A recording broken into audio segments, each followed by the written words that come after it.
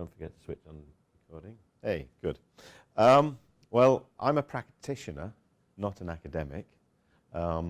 It says in the paperwork that I'm at Manchester Metropolitan University, which is sort of not quite correct. I'm an ambassador at Manchester School of Art, and as part of ambassadorship, 6 years ago we launched a design festival in Manchester called, surprisingly enough, it's it's about design. It's in Manchester. It's called Design Manchester, and very Mancunian. And I brought along this. There's copies of this. This is we're now in our 6th year. It started as a one-day celebration of Manchester School of Art being 175 years old and being the oldest undergraduate art school in the country. And last year we did 62 events over 10 days. So pick up a copy of that, because that's sort of one of my tenuous connections to academia. I also I work with an awful lot of universities, both in this country and around the world, including Salford University. And but my main job is to connect students and staff to the real world. So yes, I'm a practitioner, not an academic. So there's nothing theoretical that you'll see up here. It's all real. But what I will say is that I'm always working in a space that's somewhere between physical, digital, and mental, or virtual.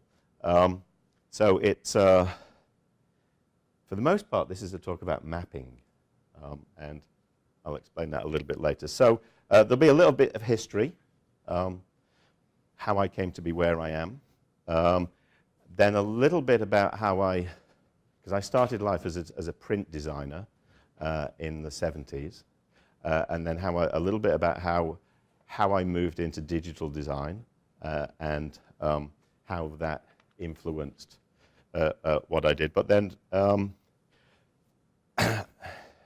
we've only got half an hour, but hopefully I'll have time to show you 3 projects that are actually mapping projects. So it's hopefully going to illustrate how my thinking about packaging moved into the digital and virtual space of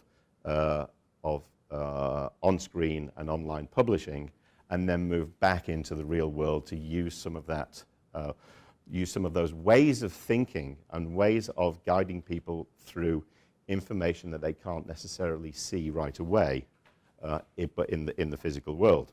So hopefully we'll get through that. So first we'll press the button, and it won't go. Oh, I know. I remember I did this wrong last time. No. For God's sake. There.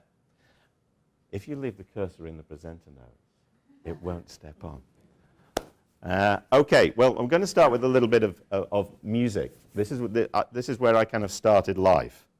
And in 1977, and this rotates because the first thing I ever designed as a professional designer, I was still as a student. I was a second-year student at Manchester School of Art, or Manchester Polytechnic as it was then, and I designed this record sleeve for this group who were friends of friends, and called Buzzcocks, and we could talk forever about Buzzcocks, but they were very important, a band in Manchester musical history, and I managed to impress myself upon them, or impress them that they needed to work with somebody like me to handle all of their design.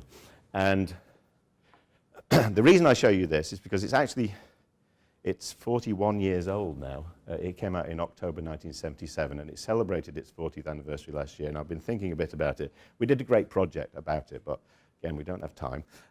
But you'll see that the typography is all over the place, or rather, what I became interested in. At the time, some of you might remember the Sex Pistols and what record sleeves were like before the Sex Pistols. There were organizations like Hypnosis doing Pink Floyd, sleeves, and there was Roger Dean doing all those elaborate illustrations for Yes. Long story short, they sort of took the view that a record sleeve was basically a gallery. It was basically, you know, a square that you could put on a wall. And I took a different view. Although it was flat, the content, it was a box, and the contents were round and didn't actually have a way up. And Buzzcocks themselves didn't even have two sides to the record, because they had a side A and a side 1. In their view, both sides were as important. And so my way of thinking about what is ostensibly a flat image was to look at it as a three-dimensional space, and the package and the contents and the orientation were whichever you choose. So this sleeve could be seen from any angle. That's actually my favorite angle, but the back cover actually explains it even a bit more. So you see, whichever way up you put it, it's the right way up. I needed the band to be shot as in squares, so I gave this is the first photograph I ever art directed, and I art directed it not by phone, because we didn't have phones, but I sent a message to the photographer saying, I've got 4 square spaces, and that's actually shot in a Manchester bus stop, because I realized that Manchester bus stops had 4 panes of glass. So I said, well, if you put each of the member of the band behind the pane of glass, shoot it straight on, I'll get my shot. So that kind of worked out. Anyway, that was 1977. We're now in 2018. It's 41 years later. I had a very, very successful career in the music industry. As David said, I worked with Duran Duran, I worked with Culture Club, I worked with Simple Minds, I worked with Human League, I worked with Heaven 17, I worked with Peter Gabriel, I worked with Kim Wilde, the list goes on. I worked with countless musicians, forever trying to get away from being somebody who designed record sleeves. And in 1980, what did I say now? In 1990, I discovered this. And in fact, this is where my theoreticals should get actual, isn't it? We bought computers before this came out to have in the studio, and we had Apple IIe computers. We bought this in 1988, or was it 87? That looks like the one I bought in 87. So it could have been. In fact, no, because it came out in 84, didn't it? And so, yeah, end of 86, we bought 2 of those. And that is my actual computer, which I still have. That is my actual hand saying, here is my computer on my kitchen floor, so which I still have. And I love showing this illustration because that was how big the screen was. And I keep this as my desktop pattern now, so I can remind myself of a quick, handy reference. You know, we went up to 640 by 480 fairly quickly. Anyway, not enough time. But 1990 is very important because I was commissioned by the Design Museum to design an exhibition and to do all of the exhibition graphics. And it was at the Design Museum. I know it's 1990 because the show was called Sport 90. And it was an exhibition of sports equipment, which is not the important thing. The important thing is that if any of you had one of those computers, you might remember that you got a piece of software called HyperCard that came with it. And now nobody knew how to use or what HyperCard was for or how to use it. So I loved HyperCard. And the first project I did was with a new media company in 1990. And we designed, basically, we took the catalog for the exhibition and we put it to run on a Mac SE and built it in HyperCard. Now, the interesting thing about HyperCard, you'll see, is it's not just black and white. It's just black and white. There's no grays. If you wanted halftones, you had this kind of dithering. Anyway, this was I got obsessed with the future and where communications was going with the introduction of digital screens. So for me, it wasn't just about what you could do now. It was what you could do in the future. I'd been working with computers. We had a Hewlett-Packard pen plotter, so we were doing drawings on computers and then plotting them out. My typesetting was being done on a CompuGraphics system, so that we got digital typesetting. That came back, that was pasted up onto artboard. The artboard went off to the repro house. The repro house were using a digital system called Cytex to do page planning and make up things, and then output to films, then make the printing plates, and then print. Now I thought, when we got our computer, wouldn't it be great if publishing and computing and consumer electronics were coming together in this new digital world? Wouldn't it be great if they could all talk to one another? And I started to kind of, because I was, never try and predict the future. The only thing you know about predicting the future is you'll always be wrong. The one thing that you know won't happen is what you think. Everything else is, so I didn't predict mobile computing. I didn't predict the internet. I thought this box would be great for me to be able to do what I used to do, but do it better and more efficiently.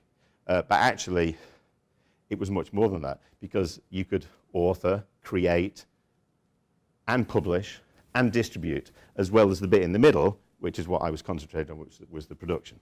Anyway, I set myself, my first laptop was I don't know what it was, a Mac 100 or something. And again, it was a black and white screen. So I set myself the task of learning how to code in HyperTalk over a weekend. And these are some screens from a magazine, because I was finding myself writing and talking and standing up in front of people like this, talking about the future of digital. I'm running out of time.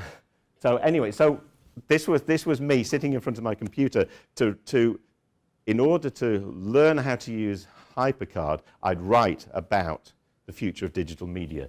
And I set myself the challenge. I'd only use what was on the laptop. Wasn't connected. There was no internet. Wasn't connected to the internet. And so it just used all the little pop-ups and multiple windows and answering theoretical questions and clip art.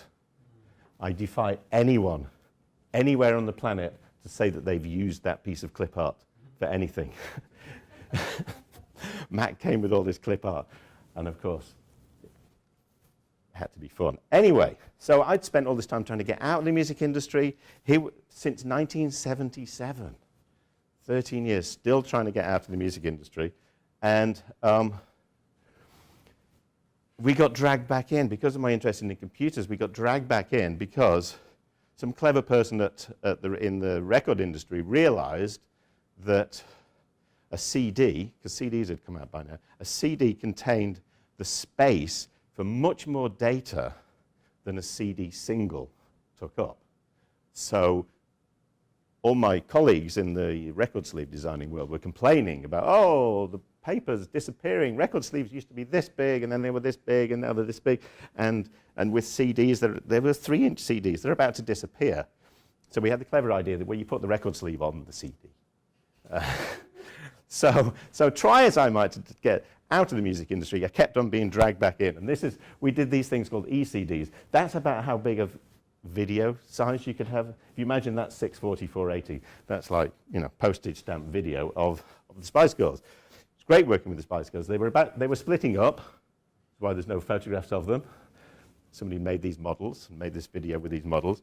And of course, we couldn't resist the it was when Jerry was leaving, we couldn't resist the pictures. Are you sure you want to quit?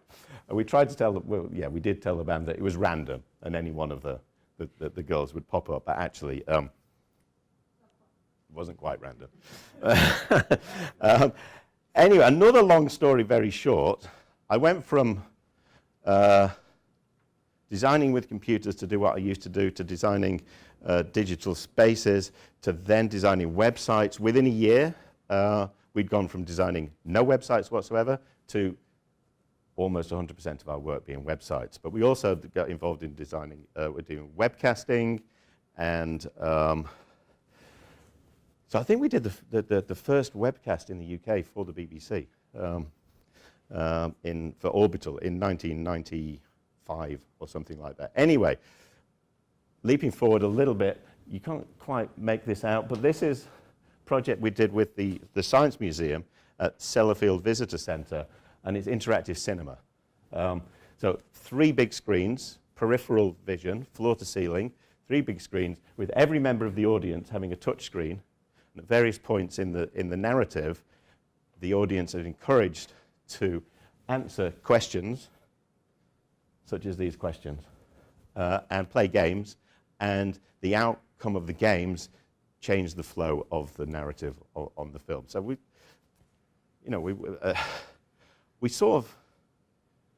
were R&D for most of our clients, because we were doing things that mostly hadn't been done anywhere.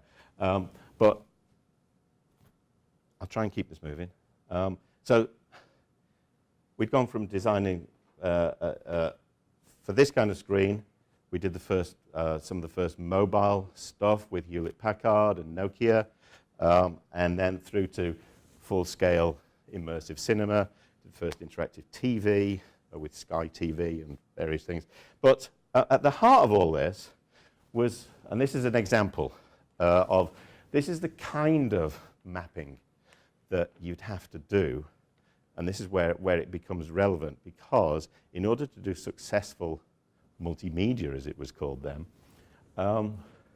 you needed to have a degree in information architecture. And so this is a super simple kind of, it's a flow chart, feedback loops, do this and that happens, do this and this happens, to enable you as a designer to understand what's going on, not just on the screen, but what a user needs to understand of the myriad possible other screens behind the screen.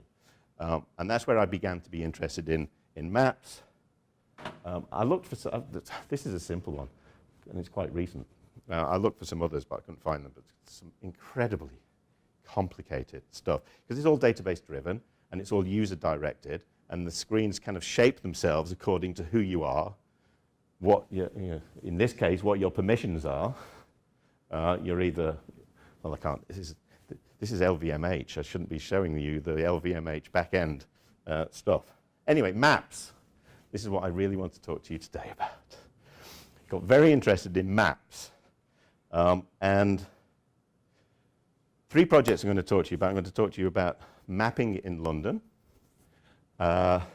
information at the UK borders, and bus route mapping in Dublin, if I've got enough time. I'm 16 minutes in. I've got 14 minutes to get through this. I'll be lucky if I get through the first project. All familiar with this? I can guarantee that 100% of new visitors to London use that to find their way around. 100%. Not only did they use it, they continue to use it.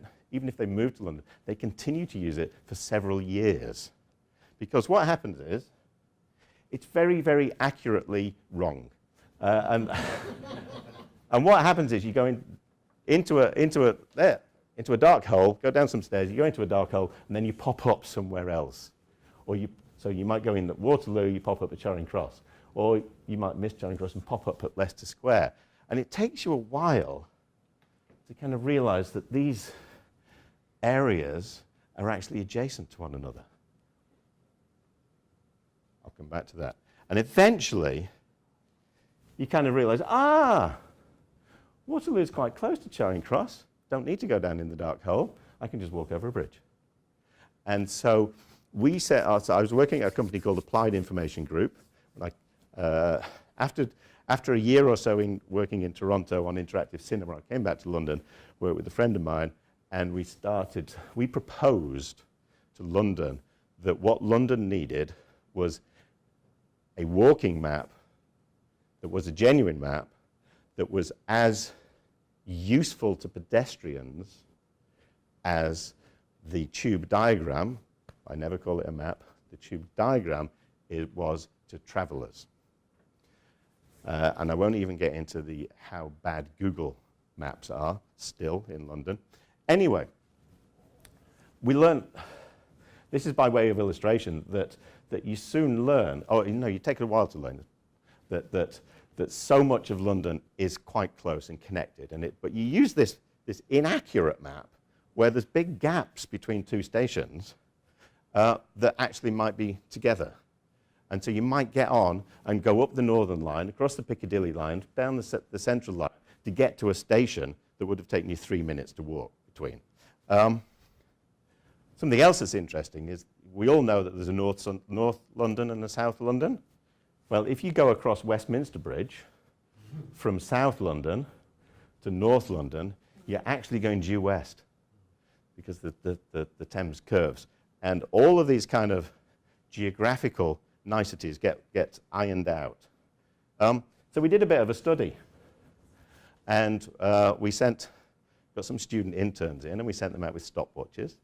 And we timed them walking between as many interconnections within the Circle Line as we could, and then compared those journey times to TfL's own published journey times from station to station. Because TfL I've got great information, and I'll come back to that.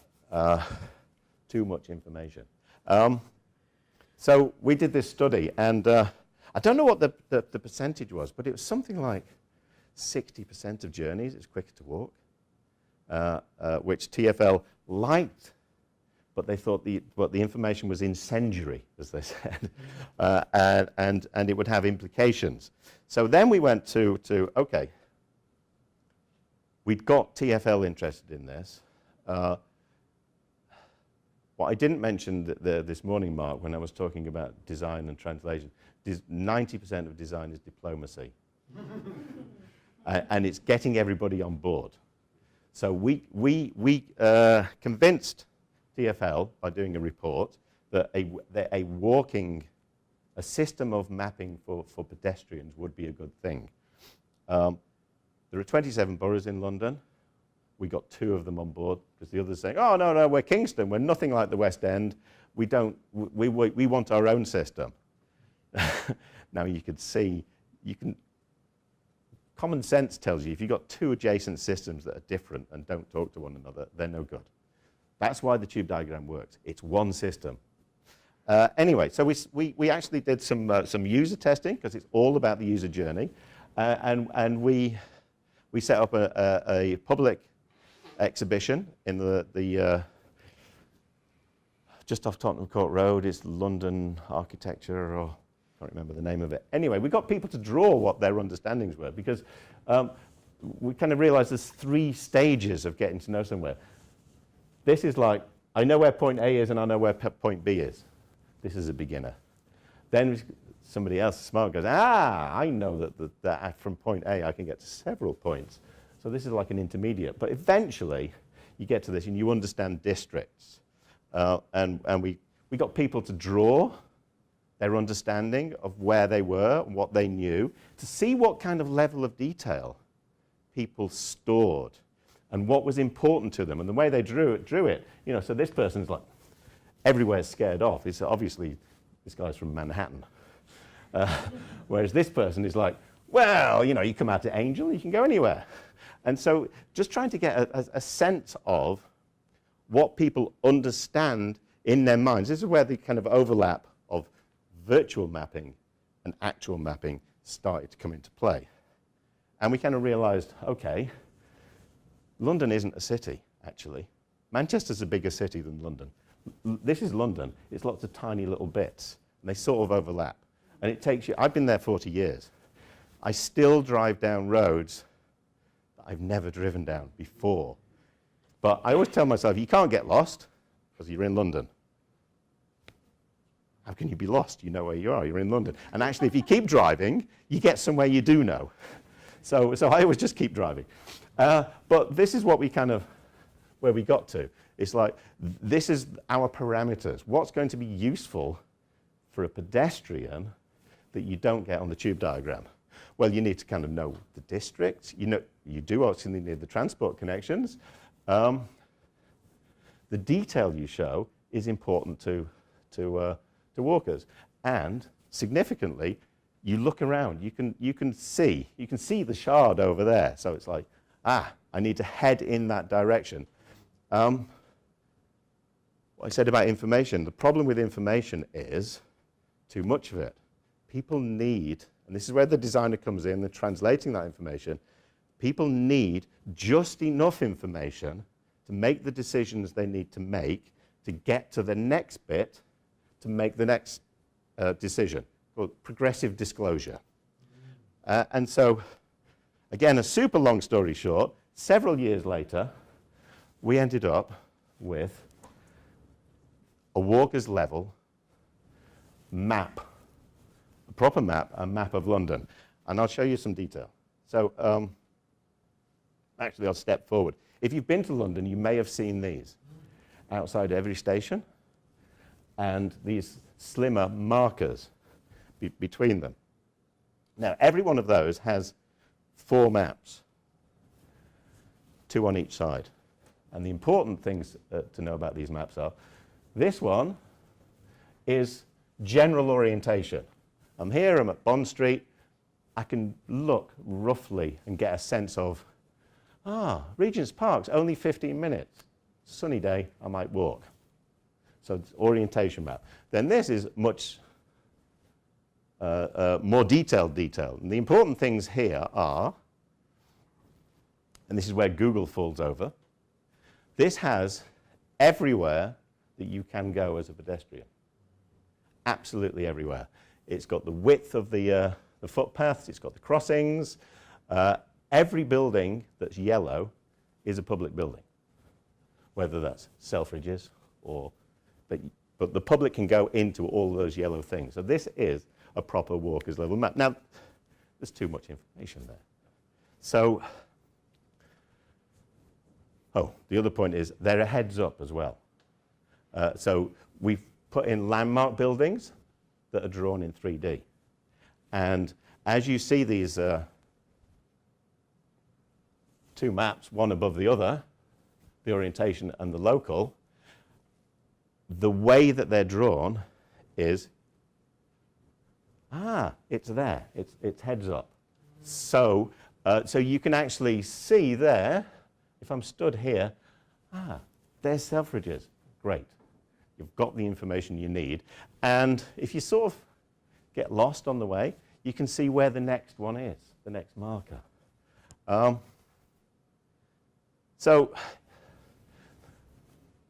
within 2 years, I think, of doing our report, doing our study, getting it past Ken Livingstone, the mayor, who was on his way out. He knew he was going to be replaced because he'd been in term for 3 terms. So Ken wanted these things in the ground before he was voted out, and obviously before Christmas. So these went in July to November 2009. I have to write these things down. I've got a terrible memory. And this was what was called our test area, the triangles between Regent Street, Bond Street and Oxford Street, the main shopping area in the West End just before Christmas. This is going to be successful. Now I've only got 4 minutes left. Obviously, all the other versions are needed, and then different color schemes for bits of paper, because the ones that are in the street have got to be vandal-proof. We did them they're made in vitreous enamel with glass maps that can be replaced and updated. They found their way onto the bikes, and I can talk more about those. This is interesting. I'm skipping through some of my funniest stories, actually. This is a funny story. This is Stansted Airport. And we were asked by, I think it was the Home Office. I don't know what they were called then. But they said, can you come and look at our information provision at Stansted and Dover? You know, an airport and a seaport. And my co-artist, the design director, forgot to tell me that we have this meeting, this presentation, to talk about this project, and this was like Wednesday afternoon, and he forgot to tell me that we were at Croydon, where they were based, on Friday morning to give this presentation. I swore a lot. I said, this can't be fucking done. Anyway, I said, this, and then I went back and sat on my drawing board for a bit. Drawing board, the computer. And what I realized is if we were going to get this gig, we had to go in with one stupidly simple, obvious idea. So I came up with a stupidly simple, obvious idea. Came out of conversation with people, but what everybody's landed at an airport, or really, you know, everybody in our studio had landed in an airport, and everybody had become confused because the kind of information you get at airports was terrible then. And what we decided is people getting off a plane need to be told one thing. You're here, your feet are on the ground, but you're not here yet. You're not here until you've crossed the border. And the border is here. The border is not the tarmac, the border is here. So this was our presentation. Oh, backwards. This photograph of terrible information, port control ease weight, front or desk. So like, tell people you're here, you're in the UK, you're welcome, but this is, and the graphic style was like, this is like the police. Police have authority, but they're on your side. You know, they're protecting your interests. They're not the army, they're not going to kill you, they don't carry guns, certainly not. But you have to do what they say. So that was our presentation. Again, the Home Office fell off their chair saying, we can't do that. That's too simple. And so, again, another long story short, that's what the UK border now looks like. It actually, they took our typography, our blue, changed all of the counters. But what I wanted to go into 27 seconds ago was the process by which you do that planning. Shall I try and squeeze this into 5 minutes? It's about the user journey. So you know what you're trying to achieve. You're trying to make people feel happy and comfortable and welcome, and you're trying to get them to wait in an orderly queue for an hour before they get past. So you do this walk of, what's the route? I've just got off my plane, disembarkation, arrivals route, you might go after transfer, proceed to passport control. EU, non-EU, that's going to go. And then you queue. And then here's your UK border, control point, baggage, you're out. That's the journey.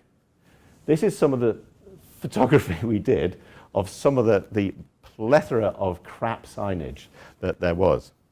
So then you start to think, okay, what's going through people's minds? What are they thinking? They're thinking, oh God, relief, I've landed. Ooh, am I EU or non-EU? You know, you can see all the questions. I'll leave it there for a second or two.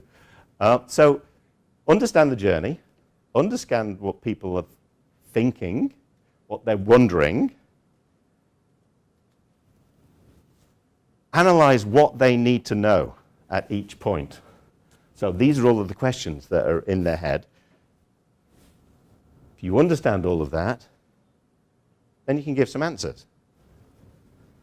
And you come up with a series of, or an information system that's broken up into three kinds of things.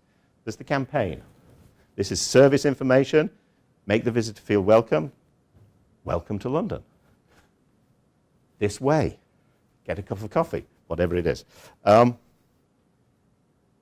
there's guide information, practical stuff. Have you filled out a form? You can do this, do that, all that kind of stuff. There's lots of it. And as few of these as possible, as few commands as possible. The only command is wait there until you're called and don't use your phone at the counter. So we actually had the law changed. We said, look, you're complaining about your officers being harassed. It's simple. You've got a bunch of people who've been in the air for 6 hours. They're tired, they're irritable. their plane's 20 minutes late or whatever, even a small amount of late, their parents are waiting somewhere out there for them. And you're saying, don't use your phone. Is that going to make them happier and less irritable? No, it's not. So let them use your phone. Hey, it's fine. Yeah, a bit of a queue here. Ooh, could be about 30 minutes. Go and get some coffee. Be with you soon. Everyone happy. The only place you can't use the phone is at the counter, because obviously you've got to look serious and show your passport. Anyway, so then there's a huge program of implementing this and answering all those questions and putting up an information system at the UK border. There's how many countries in the EU? Or the EFTA or the EEA? Things that nobody knew about until Brexit, and we now know it far too much about the EU. The other thing we didn't see, use of mobile phones is allowed while queuing. I chalk that up to a major success. Where it didn't get digital, didn't go forward, is, well, they didn't have the money for digital. I mean, we proposed that one of the things that they know at these desks is there's a plane from Tehran just landed. It's quite likely 80% of those people will be speaking whatever they speak, Arabic or Urdu or whatever, Farsi. So if all of this information was digital, press a button, change it all to local language. Even less room for confusion. So I think I'm making the point, I hope, that the way I thought about flat things as being boxes and having a physicality, which then led to me understanding that being a designer isn't about printing books. Being a book designer isn't even about printing books. Being a book designer is about communicating information in a particular medium, and that medium's changing. So your role as a designer is understand the medium, understand the audience, understand where the information is going to be seen. It's about the communication process, not the artifact, which then took us back into physical space. And how do these artifacts in physical space aid with your understanding of that physical space? So that's sort of the point I was trying to make, and I suspect I don't have time to go into the Dublin Bus. I will skip through Dublin Bus. This is what you didn't see. It's like Dublin is a very interesting town with one congested bridge. Somebody talked about bridges earlier. They've never had we ended up kind of zoning the city centre and realising the whole of the city centre was one long virtual bus terminus. Dublin had never, ever had a bus diagram. So we mapped the centre of Dublin and then mapped out into the bus diagram.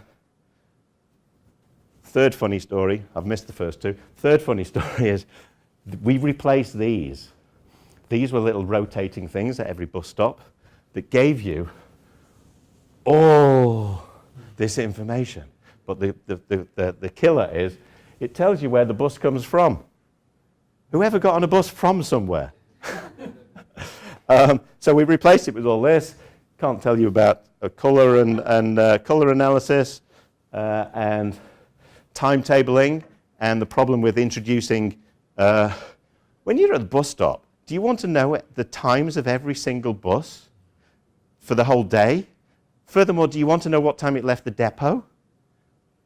You've got no idea where the depot was. No, what you want to know is, like, do I wait 5 minutes or do I wait 10 minutes? You'd think that would be a simple thing to convince a bus company that you should do. Don't even go there. So the last thing I'm going to show you is I'm now working on projects like this. This is NetPark. This is a park, believe it or not, which is completely broadband Wi-Fi'd. And it's about then using those physical spaces as digital information environments. And here's me and my mate Simon, and We've introduced new signage in this park. It's a reasonably small park with half a dozen entrances, and at each of the main entrances you have a map.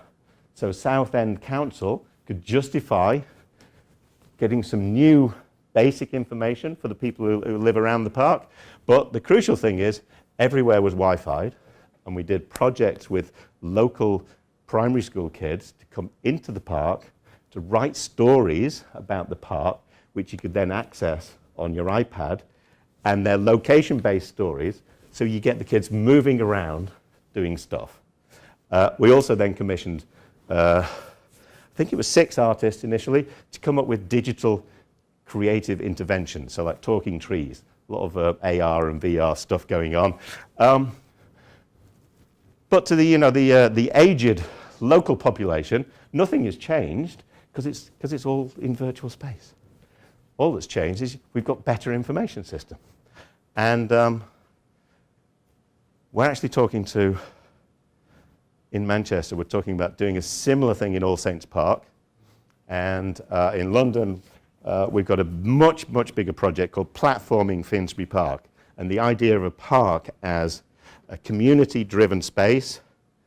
It's a physical space.